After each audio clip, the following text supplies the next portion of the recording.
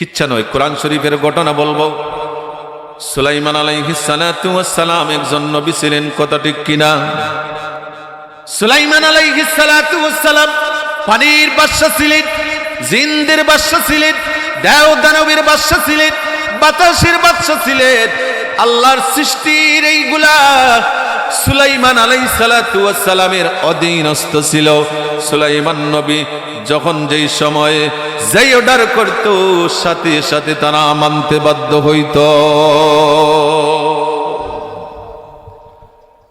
একদিন সুলাইমান আলাইহিস সালাতু ওয়াস সালাম জিনদের হাজিরা ডাকেন। আমরা যারা লেখাপড়া করেছি, স্কুল কলেজ মাদ্রাসায় হাজিরা ডাকা হয় কি হয় না? হয়নি? হয়। সুলাইমান আলাইহিস সালাতু ওয়াস সালাম জিনদের হাজিরা ডাকেন, আরেকদিন পাখিদের হাজিরা ডাকেন, আরো একদিন পশুদের হাজিরা ডাকেন। একদিন পাখির হাজিরা ডাকতে বসলেন, টিয়া উপস্থিত, ময়না উপস্থিত, কাক উপস্থিত, চিল উপস্থিত। আমরা কইছি কিনা? স্কুলে কইছি না? উপস্থিত। আর মাদ্রাসায় যারা পড়েন তারা কি বলেন? লাব্বাইক বা হাজির জনাব, মানে আমি উপস্থিত। সুলাইমান আলাইহিস সালাতু ওয়াস সালাম পাখির হাজিরা ডাকে, ওইসব পাখিগুলা সবাই বলল উপস্থিত, কিন্তু হুদহুদ যখন ডাক দিলেন তখন সে কোনো জবাব দেয় নাই। হুদহুদ এই জায়গায় নাই। সুলাইমান বলেন, হুদহুদা গেল কই? অন্যান্য পাখিরা বলে, স্যার ওই যে দক্ষিণ দিকে একটা পাখি উঠতে দেখছি, ওই পাখিটি হবে হুদহুদ, সে ওই দিকে উড়িয়া গেছে। আমার বন্ধুগণ, হযরত সুলাইমান আলাইহিস সালাতু ওয়াস সালাম বলেন, লা আযবাহান্নাহু আযাবান শাদীদ। সূরা নমলের মধ্যে ওই ঘটনাটি আমার আল্লাহ নিজে উল্লেখ করেছেন। সুলাইমান আলাইহিস সালাতু ওয়াস সালাম বললেন, কোথায় গেল রে? সে যদি আসে তাহলে এমন কঠিন শাস্তি দিব, লা আযবাহান্নাহু আযাবান শাদীদ, কঠিন শাস্তি দিব, আর না হয় তাকে হত্যা করব। সুলাইমান আলাইহিস সালাতু ওয়াস সালাম অপেক্ষায় রইলেন।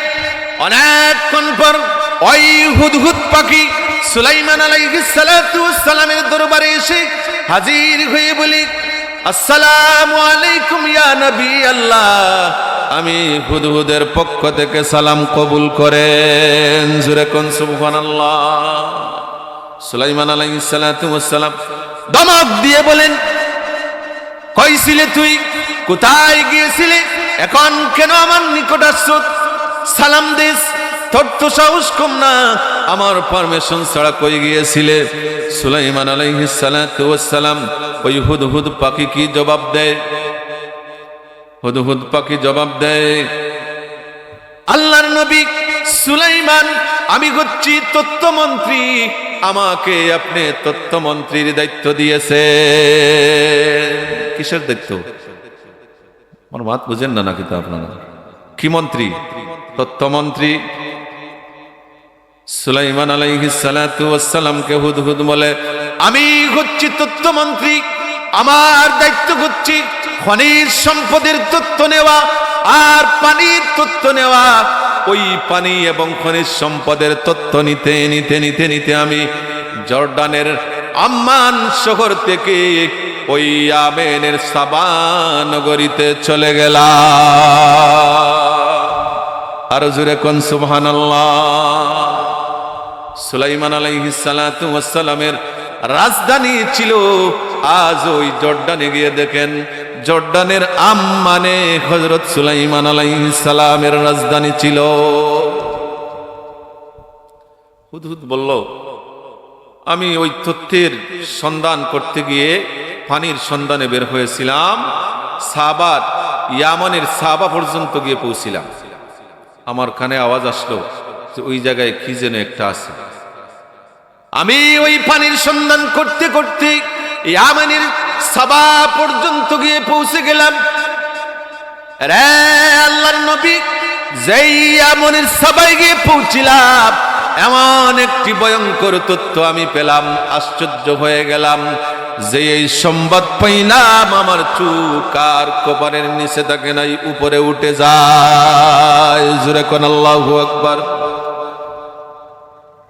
সুলাইমান আলাইহিস সালাম বলেন, কি সংবাদ বল? তখন হুদহুদ পাখি বলি,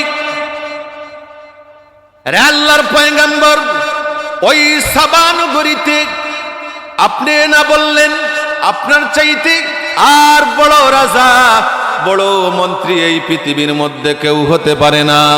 আপনার দাপটে সারা পৃথিবীর রাজত্ব চলে, কিন্তু ওই সাবা নগরীতে গিয়ে দেখলাম আরেকজন রাজা আছে। যেই বলছে সুলাইমান আলাইহিস সালাতু ওয়াস সালাম থেলে আগুনে জ্বলে উঠলেন। কি কস? ওই জায়গায় কে আবার রাজত্ব করবে? তখন হুদহুদ পাখি বলে, আমি সত্য বলছি, যদি আপনার সন্দেহ হয় একটু যাচাই বাছাই করে দেখতে পারবে। ওই জায়গায় একজন রানী আছে, সে মুসলমান না, সে কাফির, সে সূর্যর পূজা করে, সে আপনি রাজা বলে সে মানে না, আল্লাহকে রব বলে মানে না, সে সূর্যকে রব স্বীকার করে। জুরে কোন নাউজুবিল্লাহ। সে কাকে রব মানে? সূর্যকে রব মানে। যাই সুলাইমান আলাইহিস সালাতু ওয়াস সালাম এই সংবাদ শুনলেন, আর বরদাস্ত করতে পারেন না। তখন ডাক দিলেন, কোথায় আছে কলম, কোথায় আছে কাগজ, তাড়াতাড়ি নিয়ে আসরে। অন্যান্য সৈন্যবাহিনী যারা, তারা কাগজ কলম সাথে সাথে সুলাইমান আলাইহিস সালামের সামনে হাজির করে দিল। তখন তিনি লিখলেন, ইন্নাহু মিন সুলাইমান ওয়া ইন্নাহু বিসমিল্লাহির রহমানির রহিম। আল্লাহ তাআলু আলাইয়া ওয়াতুনি মুসলিমিন। জোরে কোন সুবহানাল্লাহ। তিনটি লাইন লিখলেন, চিঠি লিখলেন কয় লাইনে? 3 লাইনে। কয় লাইনে? 3 লাইন। প্রথম লাইন হচ্ছে, ইন্নাহু মিন সুলাইমান, আমি আল্লাহর পয়গম্বর সুলাইমান নবীর পক্ষ থেকে পত্র লিখলাম, বিসমিল্লাহির রহমানির রহিম, পরম করুণাময় আমার আল্লাহর নামে আমি চিঠি লেখা শুরু করলাম। আপনারা আল্লাহ জানে রোজা রাখছেন নাকি, তা যে আওয়াজ নাই, কোনো কিছু নাই। আমার কথায় আপনাদের কষ্ট হচ্ছে না? একটু হানা জুড়ে কইলে তো আমার একটু জোশ পারতো। আপনারা ঘুমাই গেছেন, আমি ঘুমাই যেতাম নাকি? একটু জুড়ে কোন, আর একটু জুড়ে কোন সুবহানাল্লাহ। তৃতীয় লাইন লিখলেন, আল্লাহ তাআলু আলাইয়া ওয়াতুনি মুসলিমিন। রে সাবার রানী, আমার চিঠি যখন তোমার হাতে গিয়ে পৌঁছিবে, রাজত্বগিরি দেখাইবা না, রানীগিরি দেখাইবা না, ওয়াতুনি মুসলিমিন, সুজা সিলিন্ডার করে আমার দরবারে এসে হাজির হয়ে যাবা। এখানে রাজা একজন, তার নাম কি? সুলাইমান। আর কারো রাজত্ব এখানে চলবে না। যেই চিঠি লিখলেন, হুদহুদ পাখিকে সুলাইমান নবী দিয়ে বলেন, এই চিঠিটি রানী বিলকিসের হাতে যেইভাবে পৌঁছে, এই মুহূর্তে তুই নিয়ে যা।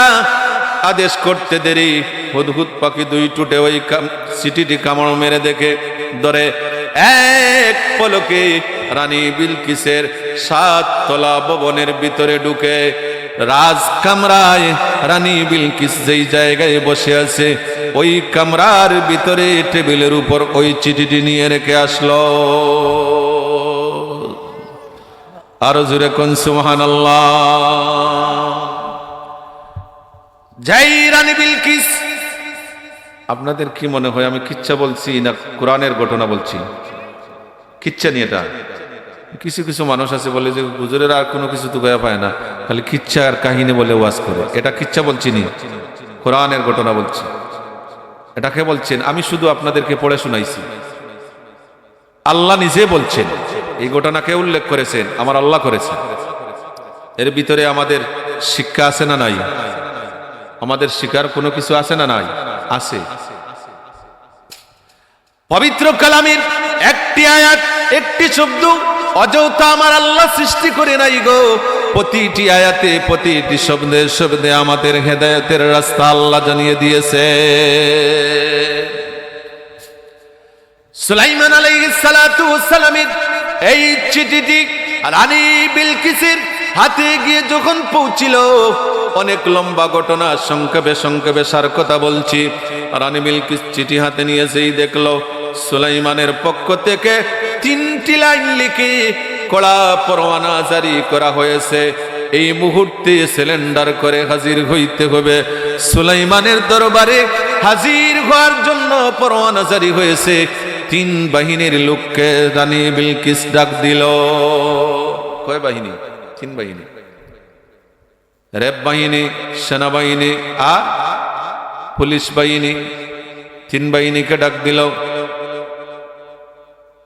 চিঠি পড়ে শোনাইল আর বলল, তোমরা যুদ্ধ করবা না কি করবা আমাকে বলো।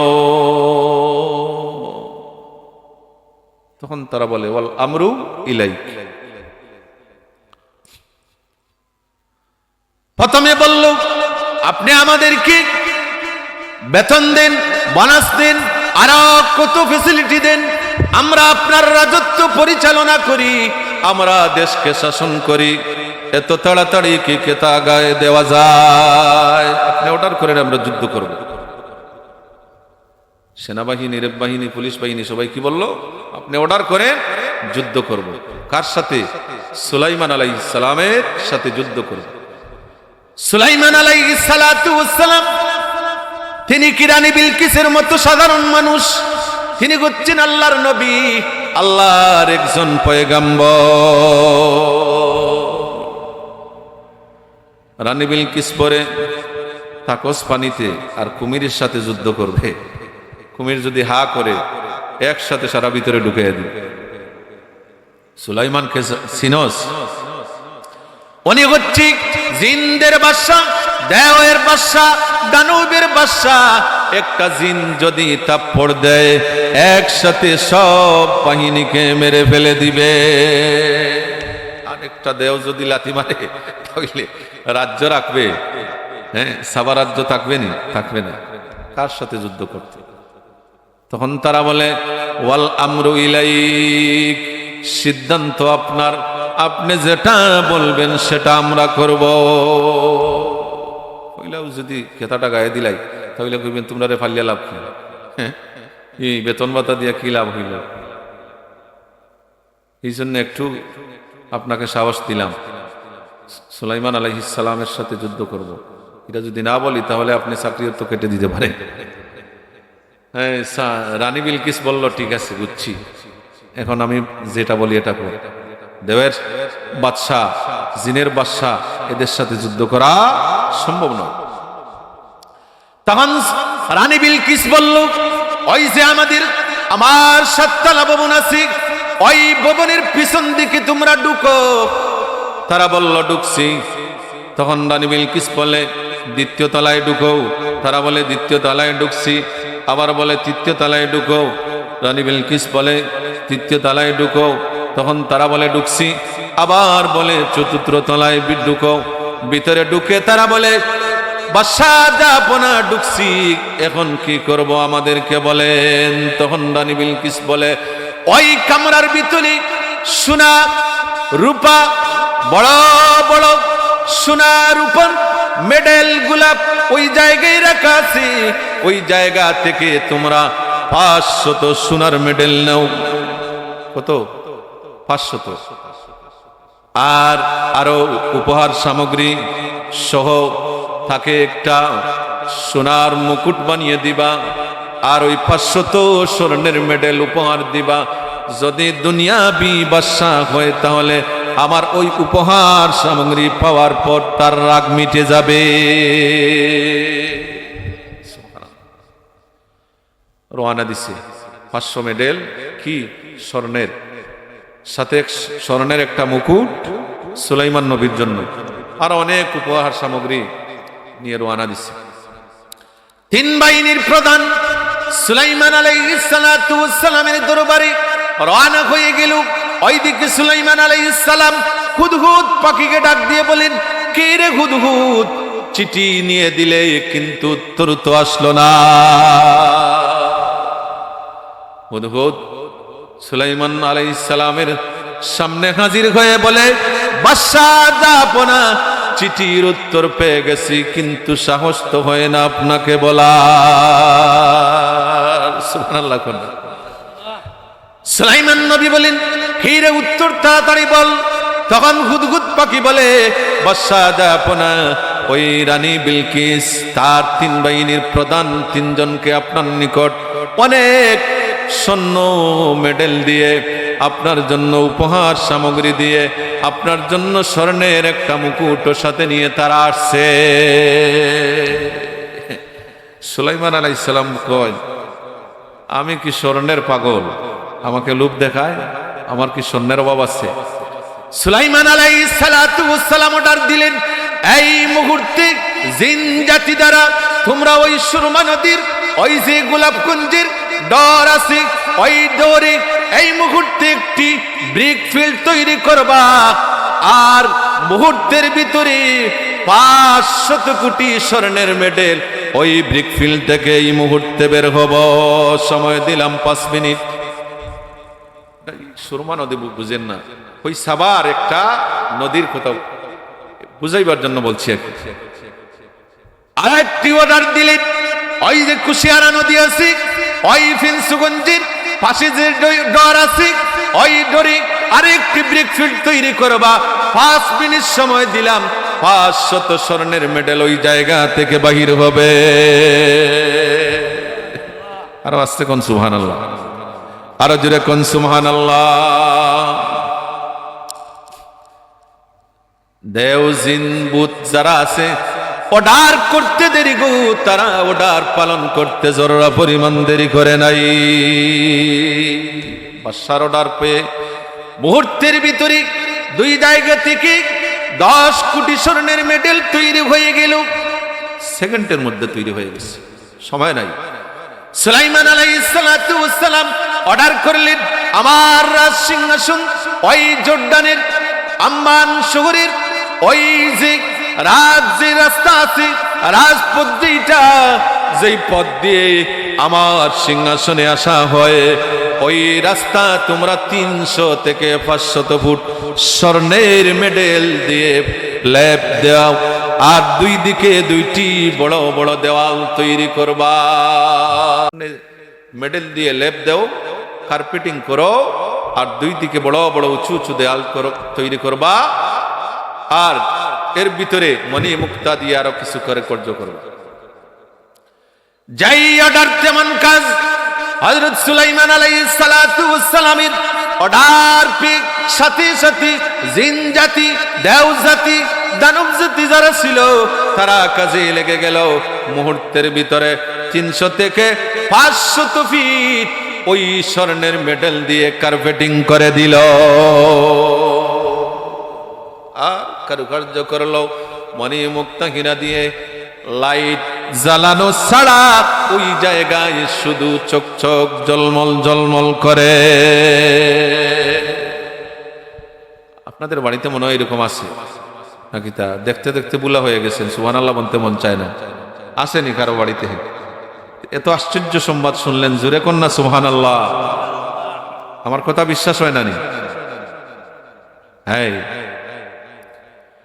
আমার বন্ধুগণ, যখন রানী বিলকিসের 3 বাহিনী ওই স্বর্ণ সামগ্রী নিয়ে, উপহার নিয়ে সুলাইমান আলাইহিস সালাতু ওয়াস সালামের দরবারে রাজ সিংহাসনে আসতেছে, আস্তে আস্তে আস্তে আস্তে ওই যে সুলাইমান আলাইহিস সালাতু ওয়াস সালামের রাজ সিংহাসনের নিকটবর্তী যখন হইল তখন দেখে রাস্তা স্বর্ণ দিয়ে কার্পেটিং করা। একজনে আরেকজনকে কই, কার যাইতে কই? কই তো সুলাইমানের দরবারে যাইতাম উপহার সামগ্রী নিয়ে। কয় ফকিরের ভিক্ষা লইয়া রওনা দিছ। এই দেখোস না কি দেখা যায়, যেই বেটায় স্বর্ণ দিয়ে কার্পেটিং করতে পারে রাস্তা, তার জন্য কি স্বর্ণের অভাব আছে? খবরদার, গেটের ভিতরে ঢুকলে আর ছাড় পাবে না, জান নিয়ে আসতে পারবো না, এই দিকে আর যাইস না, পালাইন কর। এই তিন বাহিনীর সেনাবাহিনী, র্যাব বাহিনী আর পুলিশ বাহিনীর প্রধান যারা ছিল সবাই আবার ওই রানী বিলকিসের সিংহাসনের দিকে ফিরতি রওনা দিল, আর সুলাইমানের দরবারে হাজির হয় নাই। এইদিকে সুলাইমান আলাইহিস সালাতু ওয়াস সালাম ডাক দিলেন, রানী বিলকিস, আমার ওই রাজ দরবারে আসার আগে আগে কে আসই তার সিংহাসন আমি সুলাইমানের দরবারে এনে হাজির করতে পারবে? কে আসো? ওইদিকে রানী বিলকিসের নিকট তারা গিয়ে সুলাইমান আলাইহিস সালাতু ওয়াস সালামের ওই স্বর্ণের কার্পেটিং লেপ দেওয়া, দুই দিকে স্বর্ণের বিশাল বিশাল দেওয়াল উঁচু করা, ওইগুলা সংবাদ জানিয়ে দিল। রানী বিলকিস বলল, বুঝতে পারছি, আর তাকে লোভ দেখাইলে হবে না, তার চাইতে বড় রাজা আর কেউ হতে পারে না, আমি নিজেই তার সামনে গিয়ে আত্মসমর্পণ করাই লাগবে।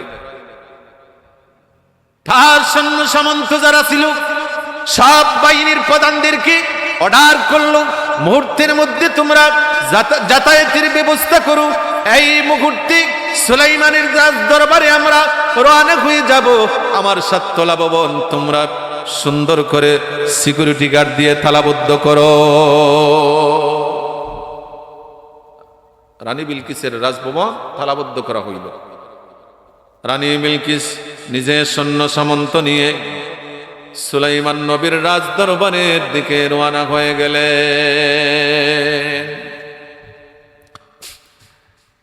ওই সময় হুদহুদ পাখিকে সুলাইমান নবী জিজ্ঞাইলেন, রে হুদহুদ, রানী বিলকিসের কি অবস্থা?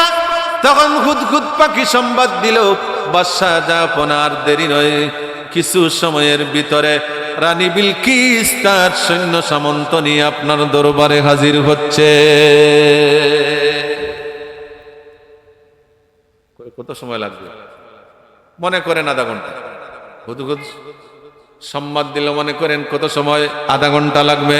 সুলাইমান আলাইহিস সালাতু ওয়াস সালাম তার রাজ দরবারে সংবাদ জানাইলেন, হে আসরি, ওই রানী বিলকিস আমার সিংহাসনে আসার আগে আগে তার ওই সিংহাসনটি আমার রাজ দরবারে উপস্থিত কে করতে পারবে? তিনি ঘোষণা দিলেন। তখন ওই সময়ে হযরত সুলাইমান আলাইহিস সালাতু ওয়াস সালামের সিংহাসনের মধ্যে, রাজত্বের মধ্যে 2500 বছরের একজন জিন ছিল। কত হাজার বছরের? 2500 বছরের। বয়স কম না বেশি?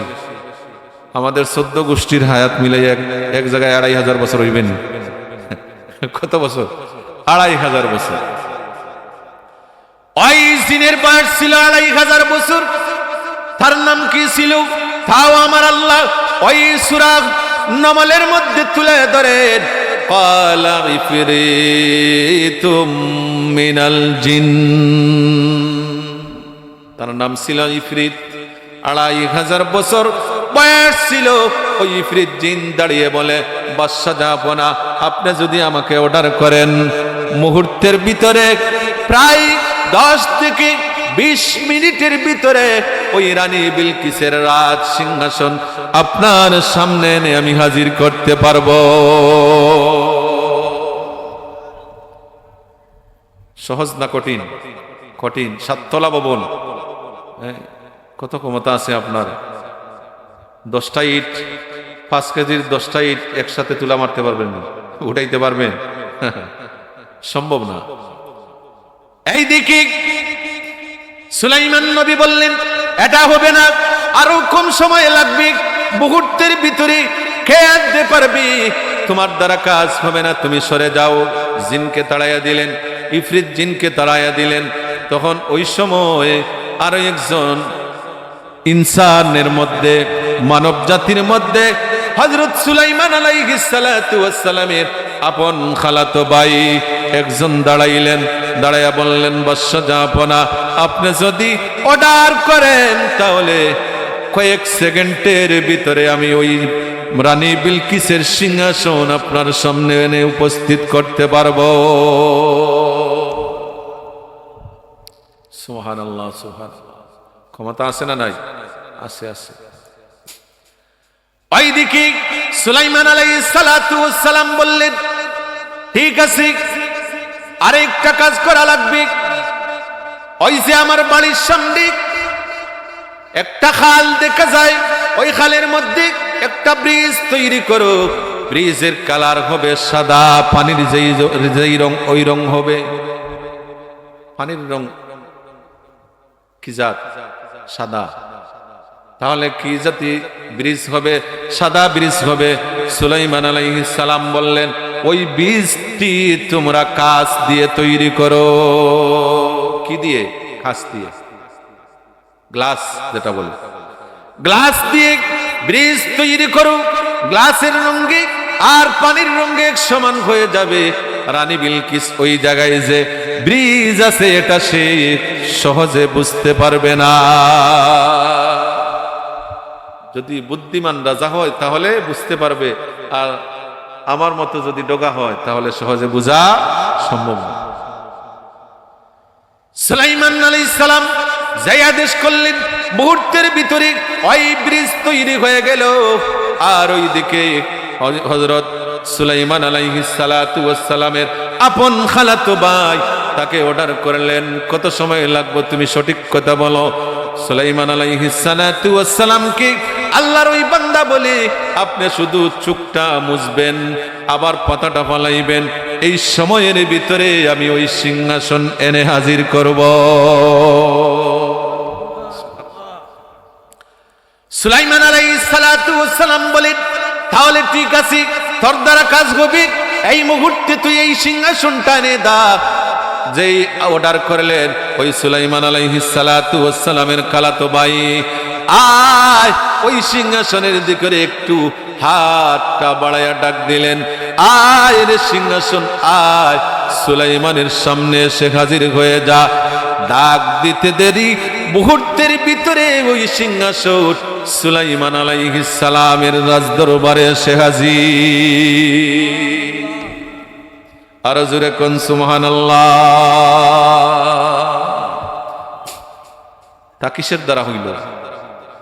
ওই সুলাইমান আলাইহিস সালাতু ওয়াস সালামের খালাতো ভাই এত পাওয়ার কোথা থেকে পাইলেন? তিনি কি দেশের প্রেসিডেন্ট ছিলেন? না। তিনি ভারতের প্রেসিডেন্ট ছিলেন নাকি? না। তিনি ইরাকের প্রেসিডেন্ট ছিলেন নাকি? না। সাবা নগরীর প্রেসিডেন্ট ছিলেন নাকি? না, কোনো কিছু ছিলেন না। আমেরিকার পার্লামেন্টের প্রেসিডেন্টও ছিলেন না। তিনি একজন আপনার আমার মতো সাধারণ মানুষ ছিলেন, কিন্তু তার মধ্যে আল্লাহ রাব্বুল আলামিনের ইলম ছিল। জোরে কোন সুবহানাল্লাহ। ওই সুলাইমান আলাইহিস সালাতু ওয়াস সালামের আপন খালাতো ভাই হযরত আসিফ ইবনে বরখিয়া, যার নাম ছিল ওই আসিফ ইবনে বরখিয়া, তিনি ছিলেন একজন তাওরাত কিতাবের আলেম। তাওরাত কিতাবের আলেম ছিলেন, আর জবর কিতাবের উপর তার পারদর্শিতা ছিল। জবর কিতাবের পণ্ডিত ছিলেন, কিন্তু তাওরাত কিতাবের আলেম ছিলেন। ওই তাওরাত কিতাবের আলেম হওয়ার কারণে ওই ইলমের পাওয়ার তার ভিতরে আল্লাহ রাব্বুল আলামিন এত বেশি দান করলেন। ওই ইলম দিয়ে রানী বিলকিসের সিংহাসনকে ডাক দিতে দেরি, মুহূর্তের মধ্যে ওই সিংহাসন হাজির হইতে দেরি করে নাই।